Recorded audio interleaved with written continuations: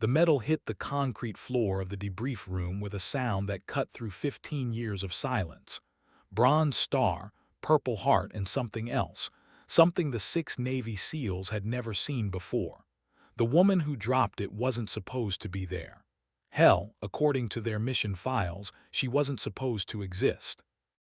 "Gentlemen," she said, her voice carrying the kind of calm that only comes from having death as a frequent passenger, "my call sign is Ghostwriter. And before you ask, yes, I'm the pilot you've been calling that crazy bitch in the sky for the past 3 operations." The room went dead quiet. Staff Sergeant Marcus Bulldog Rodriguez felt his coffee mug pause halfway to his lips. Lieutenant Commander Jake Ironside Sullivan's tactical pen stopped clicking. For men who prided themselves on knowing everything about everyone in their operational sphere, this was impossible. They'd been running night missions over the Hindu Kush for 8 months, and their guardian angel had been. "You're telling us," Bulldog finally managed, "that the pilot who's been pulling our asses out of Taliban ambushes is—" He gestured vaguely, his brain struggling to reconcile the petite woman in flight suit with the legends they'd built around their mysterious air support. "A woman," Ghostwriter's smile held no warmth. "Yes, Rodriguez, shocking revelation, I know." The thing was, they tried to figure out who their backup was. After the 3rd time someone had materialized out of a moonless sky to rain hellfire on their enemies with surgical precision, they'd started asking questions. Command had been evasive. "Classified asset," they'd said. "Need-to-know basis." The SEALs had nicknamed their savior the Reaper and built elaborate theories about some grizzled veteran with ice water for blood. They'd never imagined Aviana Ghost Valdez, who stood 5'4" in her flight boots and had been washing out of their conversations for over a decade. "The Kandahar extraction," Ironside said slowly, pieces clicking into place. "When we were pinned down by that machine gun nest, you came in so low the rotor wash was kicking up Taliban breakfast. And put a Hellfire missile through a window the size of a dinner plate," Ghostwriter finished. "Yeah, that was Tuesday." She picked up her medals, the metal catching the harsh fluorescent light. "I've been flying combat missions since before some of you learned to shave.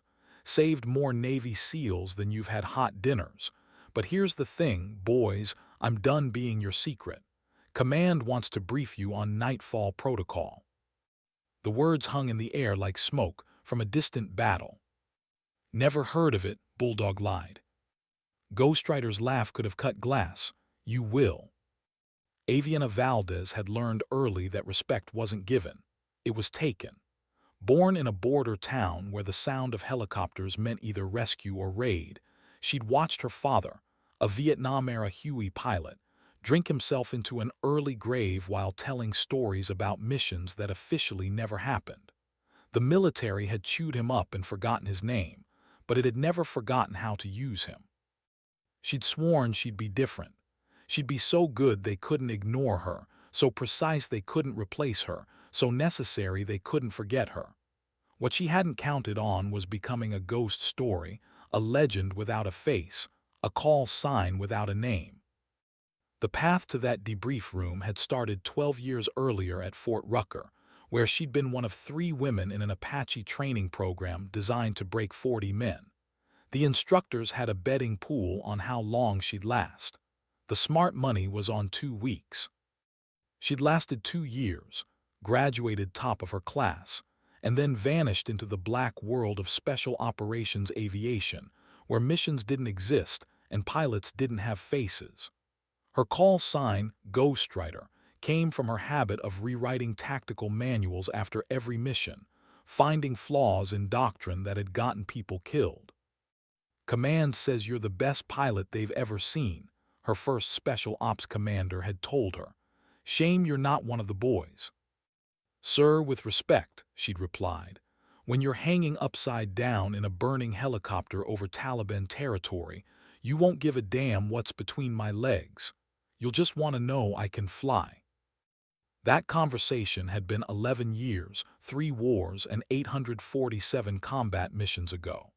She'd kept count of every single one, along with every life saved, every target eliminated, every promise kept to men who never learned her real name. The SEALs in that debrief room represented something different, though.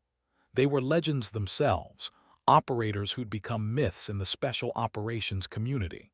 For 8 months, she'd been their guardian angel, arriving in moments of desperation to turn certain death into routine extraction.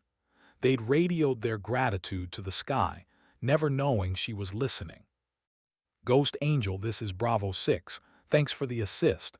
Buy you a beer sometime." She'd wanted to key her mic and reply, "I'll take that beer, Bulldog." But protocol was protocol. Ghosts don't drink beer with the living. Now protocol was changing, and she wasn't sure she was ready for the light.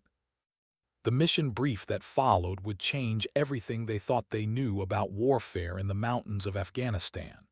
Major General Patricia, Iron Lady, Morrison stood at the front of the room, her presence commanding enough to straighten the spines of men who'd faced down enemy fire without flinching. "Gentlemen, meet Captain Aviana Valdez, call sign Ghostwriter. For the past 8 months, she's been your primary close air support under Operation Nightfall. What you don't know is that Nightfall isn't just about keeping your team alive. It's about field testing the most advanced combat helicopter system ever developed."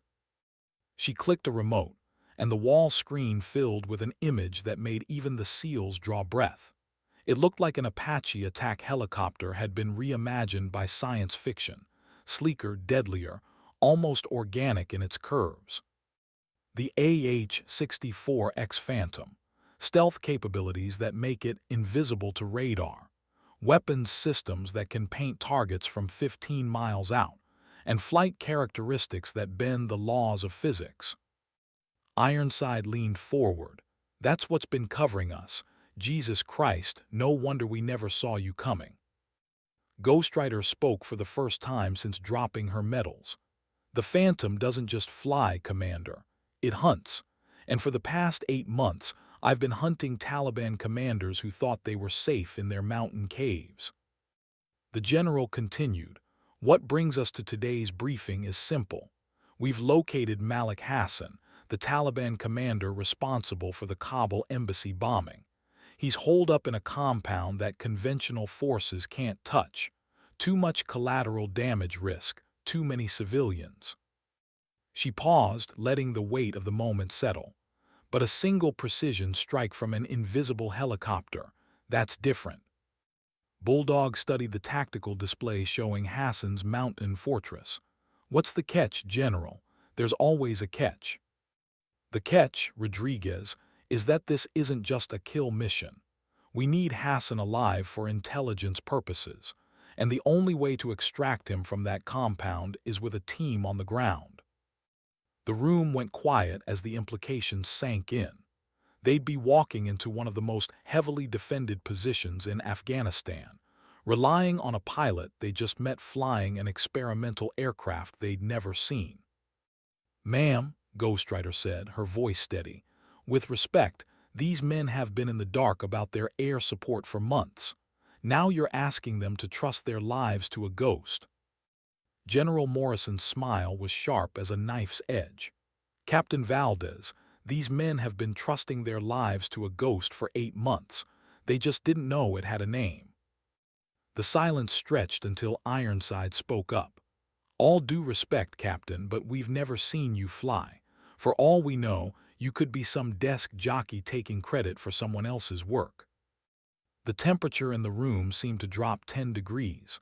Ghostwriter stood slowly, her eyes never leaving Ironside's face. When she spoke, her voice carried the weight of every mission she'd flown, every life she'd saved, every promise she'd kept in the dark. "Commander Sullivan, 3 months ago, your team was pinned down in the Korangal Valley. Taliban had you surrounded, and you were down to your last magazine. You called for immediate air support, but the closest Apache was 20 minutes out. Remember what happened next?" Ironside's face went pale. They all remembered. A helicopter had appeared out of nowhere, invisible until it opened fire.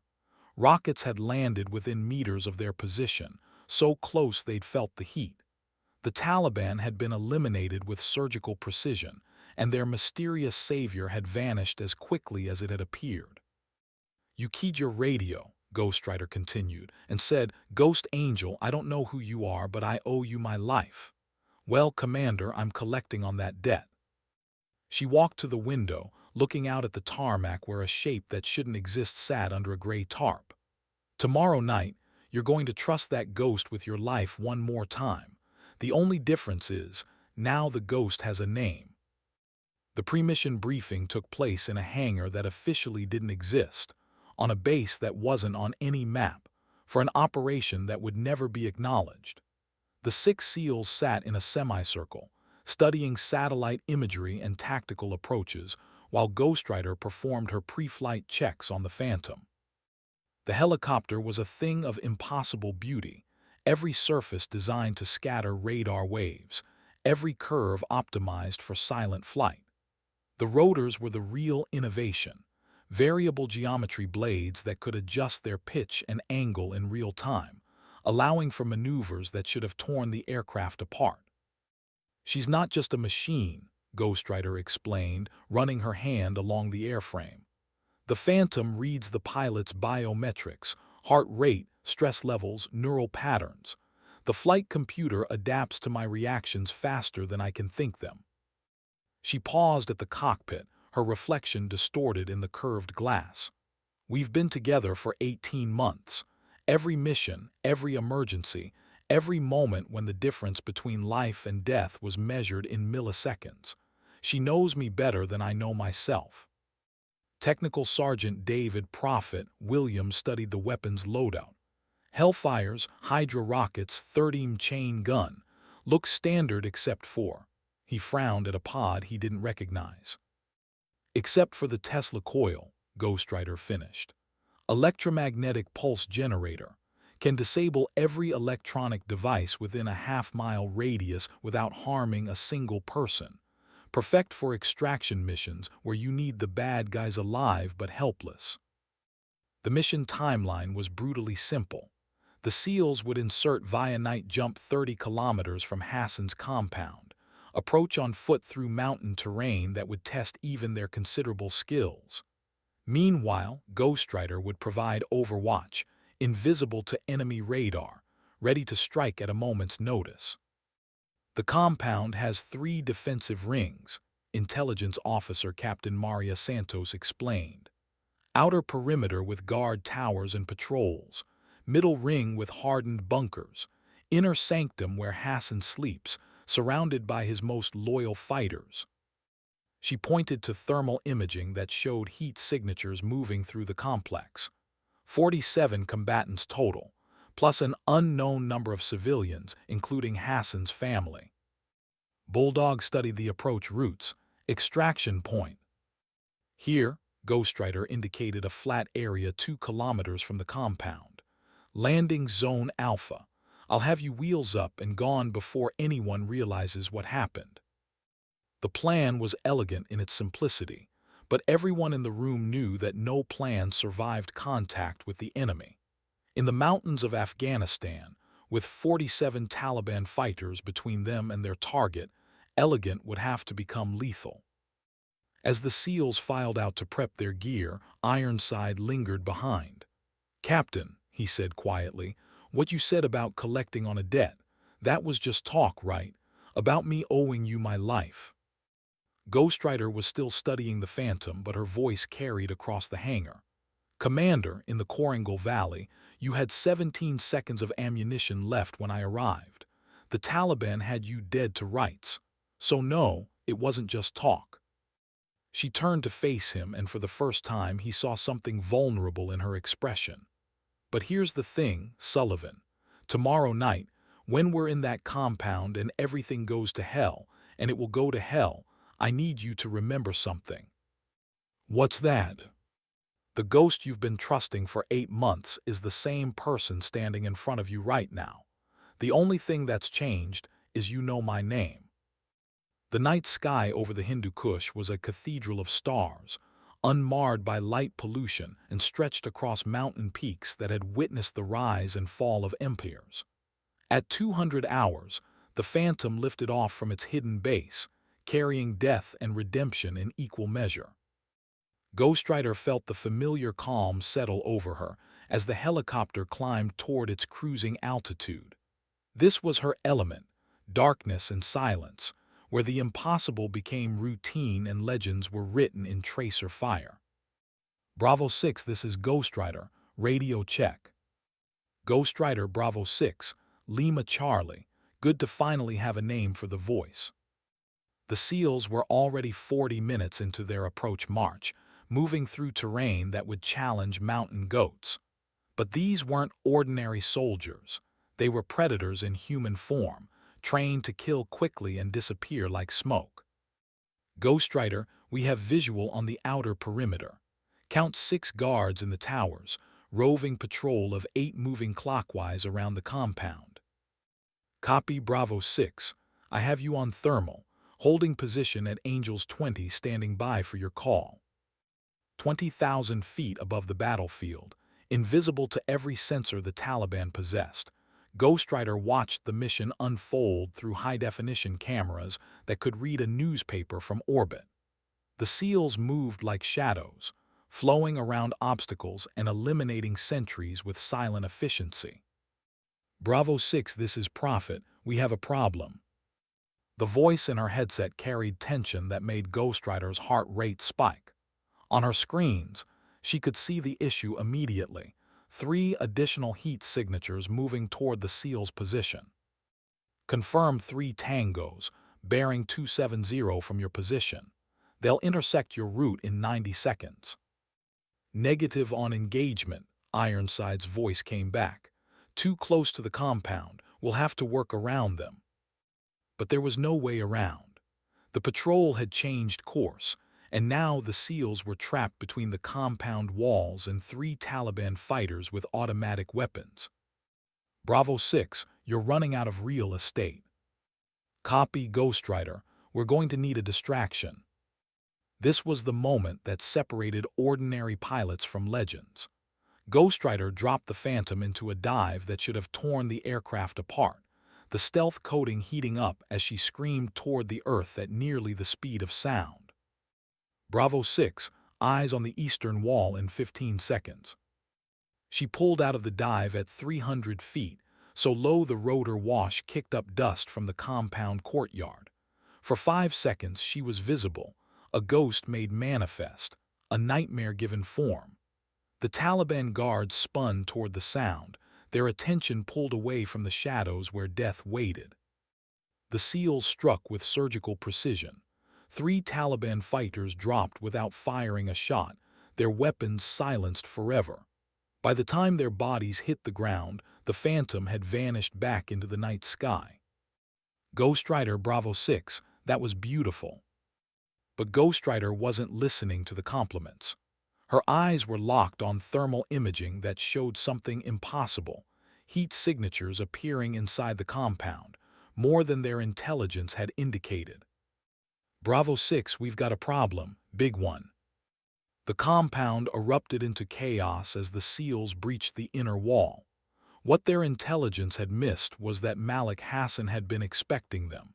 Not specifically, he'd been expecting someone and he'd prepared accordingly. Contact front, multiple tangos bunker complex. Machine gun fire lit up the night, tracers creating deadly light shows as the SEALs found themselves in a kill zone that hadn't existed in their intelligence briefings. The thermal imaging showed the truth. Hassan had dug tunnels connecting the buildings, allowing fighters to move unseen and emerge behind the attackers. Bravo 6, you've got 8 tangos moving to flank you from the north building. Ghost Rider's finger hovered over the weapon release. 1 Hellfire missile would eliminate the threat, but the building was too close to the team. The blast would kill the men she'd sworn to protect. Ghost Rider, we need immediate suppression. We're about to be overrun.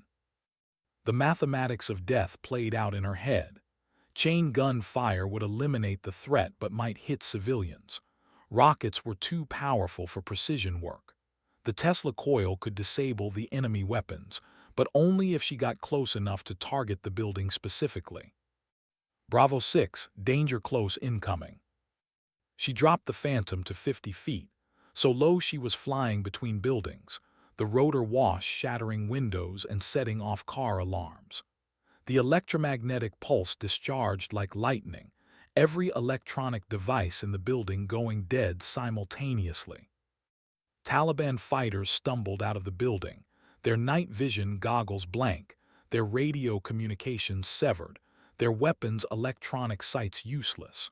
They were blind in the darkness, and the SEALs were very much at home in the dark. Tango down. 2 more tangos left side. Building cleared. The gunfire died as quickly as it had started. In the sudden silence, Ghostwriter could hear her own heartbeat through the headset. Bravo 6, status report. Ghostwriter, we have Hassan. Package secured, moving to extraction point Alpha. But even as relief flooded through her, the thermal imaging showed new movement. Vehicles approaching fast from the east, reinforcements Hassan had called before the communications went dark. Bravo 6, you've got company coming. 3 trucks, approximately 30 fighters, ETA 4 minutes. The SEALs were good, but they weren't magicians. Carrying a prisoner through mountain terrain while being pursued by 30 Taliban fighters was a death sentence. Ghostwriter, we're going to need a new plan. She studied the tactical display, her mind racing through possibilities. The original extraction point was compromised. The backup LZ was too far away. But there was a third option, one that would require flying skills that existed more in theory than practice. Bravo 6, emergency extraction. I'm coming down. The emergency extraction was something they'd trained for but never attempted in combat. The Phantom landing in terrain that wasn't suitable for helicopters, with enemies closing in and no room for error. Ghostwriter had practiced it 100 times in simulation, but simulation didn't include Taliban fighters with rocket-propelled grenades. Bravo 6, I need you to mark a landing zone, anything flat enough for skids down. Ghostwriter, negative suitable LZ. Terrain is too rough. Then make it suitable. She watched through her cameras as the SEALs used C4 charges to blast a flat area from the rocky mountainside. It would be barely large enough for the Phantom's footprint, with no margin for error. LZ marked with infrared strobes. Be advised, incoming vehicles are 2 minutes out. The Phantom dropped toward the improvised landing zone like a falling star, rotors clipping branches and rotor wash creating a dust storm that would be visible for miles. At the last second, Ghostwriter pulled power, the helicopter hovering inches above rocks that could shred the landing gear. Go, go, go. The SEALs poured into the cabin, Hassan secured between them, as machine gun fire erupted from the approaching vehicles. Bullets sparked off the Phantom's armor as Ghostwriter pulled collective, the helicopter clawing for altitude. Taking fire, taking fire. A rocket-propelled grenade screamed past the cockpit, close enough that Ghostwriter could see the heat trail. Another impact against the tail boom, alarms screaming in the cockpit as systems went offline. Engine fire, engine fire. But the Phantom was already climbing, disappearing into the darkness like the ghost it was named for. Behind them, the Taliban fighters fired uselessly at empty air, their target vanishing as completely as if it had never existed. Bravo 6 package delivered, Hassan is secure. In the cabin behind her, she could hear the quiet satisfaction in Ironside's voice.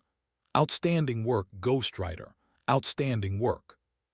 But Ghostwriter wasn't thinking about the mission anymore. She was thinking about the bullet hole in her canopy, and the way her hands weren't quite steady on the controls, and the fact that for the first time in her career, she'd been afraid. Not afraid of dying. She'd made peace with that possibility years ago. Afraid of failing the men who'd trusted her, the men who'd finally learned her name. The debrief took place in the same room where it had all started, but everything was different now. The medals on the table weren't just decorations. They were proof of concept, validation of everything the military had invested in both the Phantom program and the woman who flew it. General Morrison looked tired but satisfied. Mission success across all parameters. Hassan is currently providing intelligence that will save countless lives. The Phantom performed flawlessly under combat conditions, and you gentlemen finally got to see what your guardian angel looks like. The SEALs sat quietly, still processing what they'd experienced. Combat had a way of stripping away pretense and revealing truth, and the truth was that Aviana Valdez was exactly what she'd claimed to be, the best combat pilot any of them had ever seen.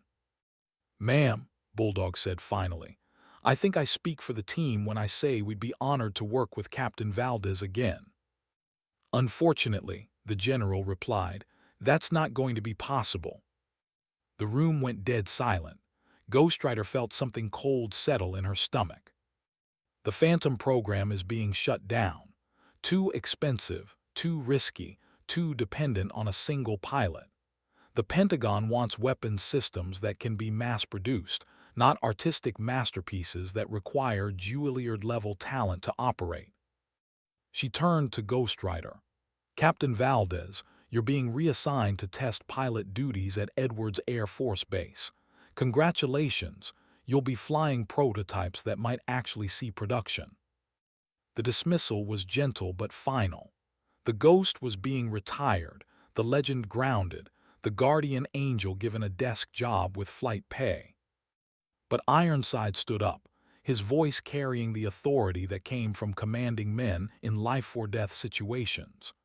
"General, with respect, that's the stupidest fucking decision I've ever heard." The temperature in the room dropped 20 degrees.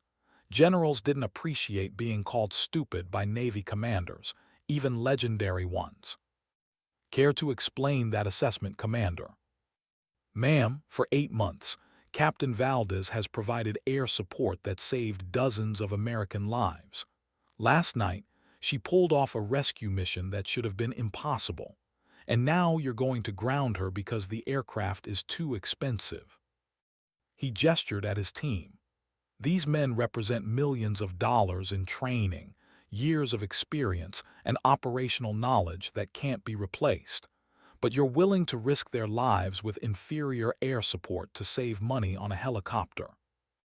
The general's expression remained neutral, but Ghost Rider could see her considering the argument. "The decision has been made, Commander."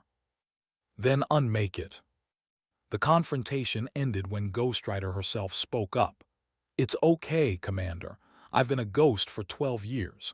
Maybe it's time to try being human again."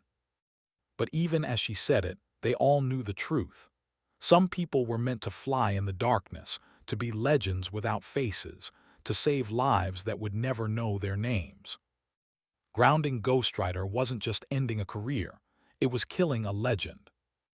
6 months after the Hassan mission, Aviana Valdez sat in a climate-controlled office at Edwards Air Force Base, reviewing test flight data for aircraft she'd never loved the way she'd loved the Phantom. The work was important. Every test pilot knew that their flights today determined whether pilots tomorrow lived or died, but it felt like exile. The Phantom had been disassembled, its revolutionary technology distributed among different research programs.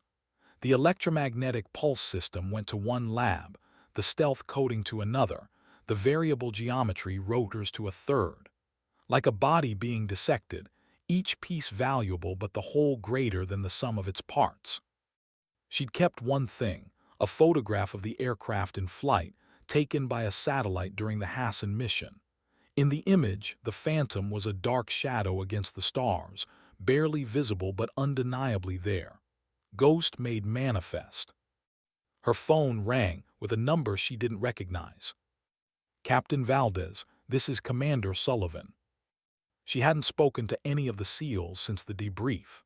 Military life was like that, intense relationships forged in combat, then scattered by the winds of reassignment and promotion. "Commander, how can I help you?" "Actually, I was calling to help you. Are you free for dinner tonight? I'm in Los Angeles for a briefing, and I thought you might want to hear about what's been happening in Afghanistan." They met at a steakhouse in Palmdale, the kind of place that catered to test pilots and defense contractors. Ironside looked older, worn down by months of combat operations without their guardian angel. "How are the missions going?" she asked. "Not well. We've lost 2 birds in the past month. Good pilots, both of them. The kind of situations where the Phantom could have made the difference." He ordered another drink, staring into the amber liquid like it held answers. "The Pentagon replaced you with conventional Apache. Good aircraft, good pilots, but they're not ghosts. They can't appear out of nowhere and disappear like smoke." "Jake, the Taliban have adapted. They know our standard tactics now, our approach patterns, our weapon ranges. What they could never adapt to was the impossible." He looked up at her, and she saw something she'd never seen before in his eyes: doubt. "We used to be legends, Aviana. The team that could go anywhere, do anything, because we had a guardian angel watching over us. Now we're just another special operations unit, and men are dying because of it." She wanted to tell him it wasn't her fault, that she'd done everything possible to stay in the fight. But the truth was more complicated. She'd gotten comfortable being a ghost, and ghosts didn't fight Pentagon bureaucracy. "What do you want me to do, Jake? I've been grounded. The Phantom doesn't exist anymore." His smile was sharp as a knife's edge. "Who said anything about the Phantom?" Ironside reached into his jacket and pulled out a tablet, showing her satellite imagery of a facility she didn't recognize. "Blackwater Canyon, Nevada. Off-the-books research facility run by a company called Meridian Aerospace. They've been buying up pieces of canceled defense programs." He swiped to the next image and her heart stopped. It was the Phantom, or something so close it made no difference. Sleeker, deadlier, but unmistakably her aircraft. "They call it the Reaper, and they're looking for a test pilot with special operations experience." She stared at the image, feeling something she'd thought was dead stirring in her chest. The hunger for the hunt, the need to fly in the darkness, the desire to be a legend again. "Jake, this sounds like mercenary work." "Does it matter? The Pentagon threw away the best combat pilot in the world because she was too expensive. Maybe it's time to show them what expensive looks like." That night, Aviana Valdez stared at the ceiling of her base housing unit and thought about ghosts. Military folklore was full of them. Pilots who died in crashes but were still seen flying their aircraft. Ships that sailed after their hulls had been scrapped. Soldiers who appeared in battle long after they'd been buried. Maybe being a ghost wasn't about being forgotten. Maybe it was about refusing to stay dead. She made the call at 300, when the darkness was deepest and the world was quiet enough to hear her own heart beating. "Meridian Aerospace Night Desk. This is Captain Aviana Valdez, call sign Ghostwriter. I understand you have a position available." The voice on the other end became immediately alert. "Captain, we've been hopping you'd call. When can you start?" She looked out her window at the tarmac where test aircraft sat like sleeping birds, and beyond that to the mountains where the Phantom had been born and died. "I can start now. Ma'am, it's 3 in the morning." Her laugh carried all the hunger of a predator that had been caged too long. "I'm nocturnal." 3 weeks later, she was back in the cockpit of impossibility. The Reaper was everything the Phantom had been and more: faster, deadlier, with weapon systems that bent the rules of engagement into origami. But more than that, it was freedom. Freedom from regulations, from oversight, from committees that had never seen combat making decisions about tools of war. Meridian Aerospace operated in the shadows between legal and illegal, taking contracts that official military units couldn't touch. Hostage rescues in countries that didn't officially exist. Strategic assassinations that never happened. Missions that required a ghost. Ghost Rider, you are cleared for takeoff. The Reaper lifted into the Nevada night like a prayer answered by a vengeful god. In the distance, the lights of Las Vegas glittered like earthbound stars, but Avienna's eyes were on the darkness beyond, the vast empty spaces where legends were born and governments pretended they had no involvement. Her first mission briefing had been simple. A terrorist cell in Somalia had captured an aid worker. Official channels were taking too long. Unofficial channels needed someone eliminated. Rules of engagement, she'd asked. There are no rules, Captain, just results. As the Reaper climbed toward cruising altitude, she felt the familiar calm settling over her. This was who she was, not a test pilot, not a bureaucrat in a flight suit, but a ghost in the machine, a legend without a country, a guardian angel for hire. The radio crackled with her handler's voice. Ghost Rider package is uploaded. You are weapons free. She looked at the mission parameters on her screen. 12 hours to Somalia, extract the hostage, eliminate the captors, return to base. Simple, clean, efficient. Copy, Ghost Rider is en route. Behind her, the lights of civilization faded into memory. Ahead, the darkness waited with its promises of violence and redemption.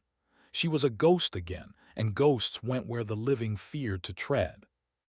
In the depths of military archives, in files marked with classifications that had no names, the story of Avienna Ghost Rider Valdez lived on.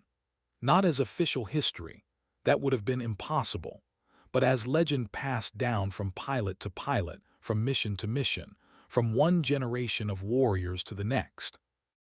They said she was still out there, still flying impossible missions in aircraft that didn't exist. Some claim to have seen her over Syria, providing close air support for operations that never officially happened. Others swore they'd spotted the Reaper's distinctive silhouette over the South China Sea, where territorial disputes simmered below the surface of diplomatic language. The Pentagon, when pressed, would neither confirm nor deny her existence. Captain Valdez completed her service with distinction, was the official line. Personnel records beyond that are classified. But in the ready rooms and briefing halls where real warriors gathered, they told different stories. They spoke of a pilot who transcended the boundaries between life and legend, who flew in the spaces between countries and consequences, who appeared when the righteous needed salvation and the wicked needed judgment. The SEALs who'd served with her were scattered across the globe now, leading their own teams, fighting their own wars. But sometimes, in the darkest moments of impossible missions, they'd key their radios and whisper into the void. Ghost Rider, if you're out there, we could use an angel. And sometimes, just sometimes, the darkness would answer back.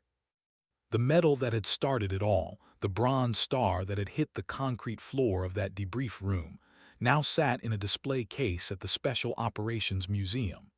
The placard beneath it read simply, "Unknown Pilot, Call Sign Ghost Rider, awarded for extraordinary heroism in combat operations." Visitors would pause and wonder about the pilot behind the medal, but the docents could tell them nothing. Official records showed no such person had ever existed.